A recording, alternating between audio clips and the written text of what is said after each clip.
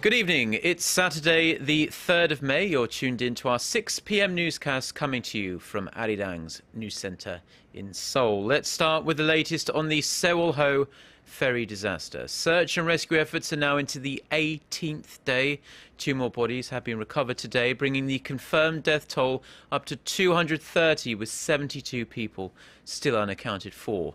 Authorities say the latest bodies were recovered from the 3rd and 4th floors of the vessel, so divers are focusing their search on those areas. The authorities are also looking beyond the ship now, as a body recovered Friday was found around 4 kilometres southeast of the sunken ferry site. This body was found in an opposite direction of a site where another body was found a few days ago. Divers are hopeful more bodies will be found over the next couple of days, as weather conditions are expected to cooperate. Now, RORO ships are vessels designed to carry cargo that can be driven on and off on their own wheels. Convenient for shipping? Yes, but also potentially dangerous. Our Kim Min-ji reports on the 7 risk factors associated with RORO ships and how the sunken Sewol-ho ferry was a key example of all of them. When it comes to roll-on and roll-off ships or RORO ships, the safety concerns are numerous. The vessels are designed to carry cargo that can be driven on and off the ship. The International Maritime Organization has pointed out 7 risk factors of RORO ships, and the ill-fated South Korean vessel met all of them. First is the lack of internal bulkheads. As cargo needs to be able to move inside the vessel, there are a lack of bulkheads in the vehicle deck. This means that water can enter rapidly if the vessel sinks. Second, cargo access doors on the vessel are potential weak spots. The doors can become damaged or twisted over the years, allowing water to seep through. Another risk factor is stability. As passenger cabins are built above the vehicle deck, the center of mass is moved up, making it unstable. Low freeboards are also a potential problem. Cargo access doors fitted on the ships are often very close to the waterline. This means that a sudden lift can bring in a rush of water, which can lead to a capsizing. The 5th factor is cargo stowage and securing. Cargo can break loose if it's not correctly stowed or secured. Investigation into the Sewolho ferry in fact showed the containers inside the vessel were not fastened properly, while some compartments did not even have securing devices. The high sides of the ROROs also pose a problem. Lifeboats are stowed high up, making them difficult to deploy if the ship is listing sharply. And lastly, the crew members. ROROs need to be handled with special care, which makes them vulnerable to human error. The standards of training certification and watchkeeping convention also requires crew members to be able to fasten the freight, calculate the stability of the vessel after freight is loaded, control the cargo access doors, and be able to use a ventilating system on the car deck. However, these qualification standards for the crew do not apply to domestic RORO ships. Kim Min-ji, Arirang News. A full investigation has been launched into the Seoul subway train crash Friday that injured almost 250 people. Prosecutors raided the headquarters of the Seoul Metro in southern Seoul on this Saturday to check radio communications and related safety records. The train's black boxes have also been taken to find the exact cause of the crash. Friday's accident occurred just outside of Sangwang Shimli Station on subway line number 2 when a train ploughed into the back of another that had stalled due to mechanical trouble. Seoul Metro says the signal light for the second train suddenly changed from go to stop, and the driver was not able to stop in time. Another official says a device that ensures trains keep a safe distance from each other may have been malfunctioning at the time of the crash. A nearby hospital said most of those hurt in the accident suffered minor abrasions, with the most serious injuries appearing to be concussions. The crisis in Ukraine has worsened. The latest clashes between pro-Russian separatists and Ukrainian forces were some of the deadliest yet. At least 40 people have been killed across the nation over the last 24 hours as Ukraine appears to be slipping ever closer to civil war. Connie Lee reports. The crisis is getting worse in Ukraine. Deadly violence broke out across the nation, in the streets and in the air, between pro-Russian rebels and Ukrainian forces, along with those who support Kiev's government. On Friday, pro-Russian forces shot down 2 Ukrainian helicopters in the east of the country, killing at least 2 and forcing residents to stay indoors. My child is afraid to go out into the street, says his mother. Soon I will have nothing to eat because we are blocked. The shops are not open. And in the south, a fire that started at a trade building amid clashes killed more than 24 people. The clashes here began when supporters of a unified Ukraine rallying on the streets were attacked by pro-Russian activists. People were also shot dead. Ukraine's acting president is calling for an end to all the violence. We demand the terrorists, murderers, all those who took up arms against our country to lay down their arms, surrender, release hostages and buildings.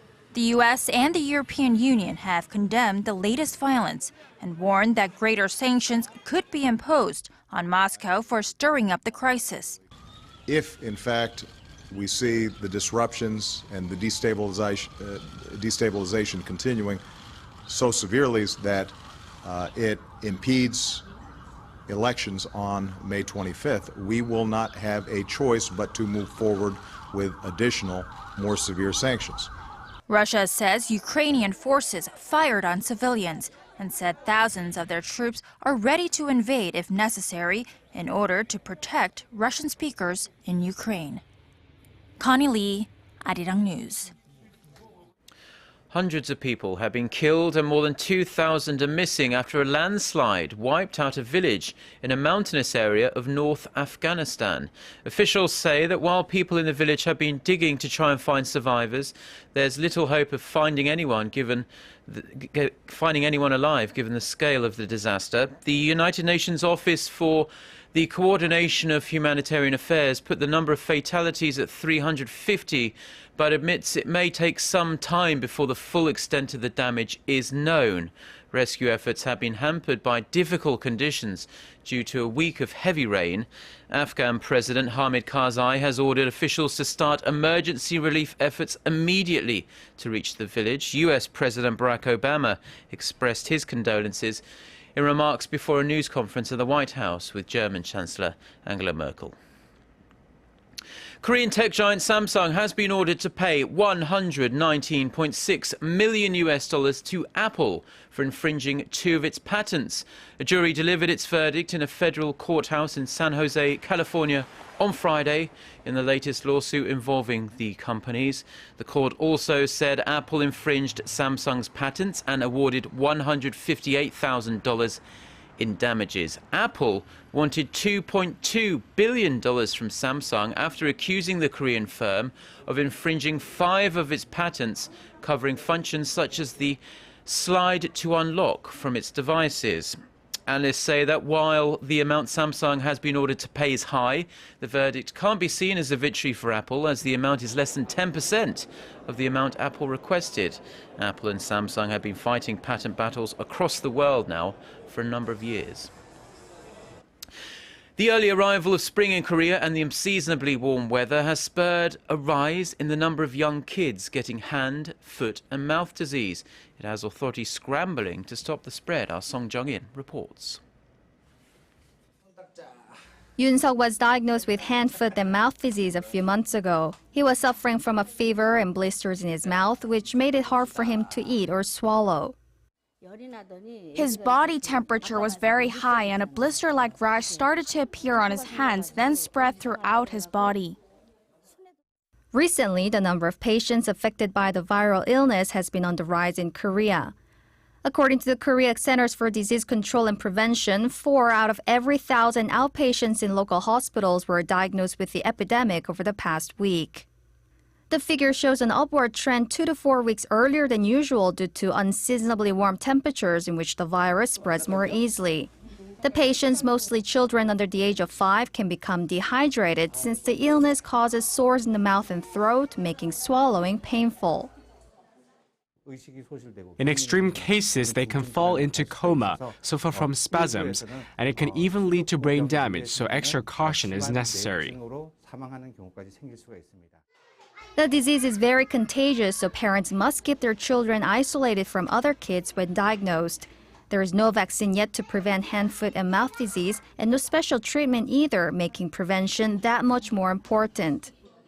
Doctors advise children to maintain good hygiene by washing hands often and thoroughly. 손정인, 아리랑 뉴스.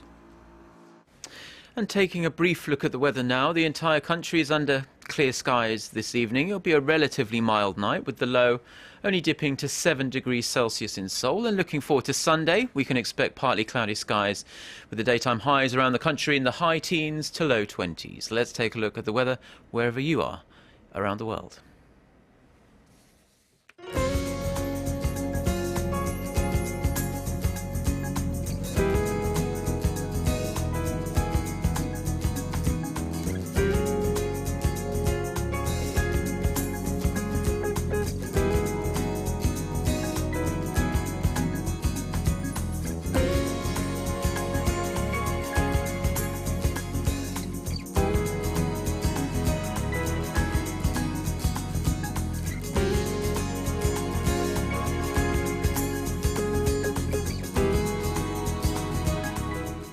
And that's all for now. We'll be back again for our next newscast at 10 p.m. Korea time.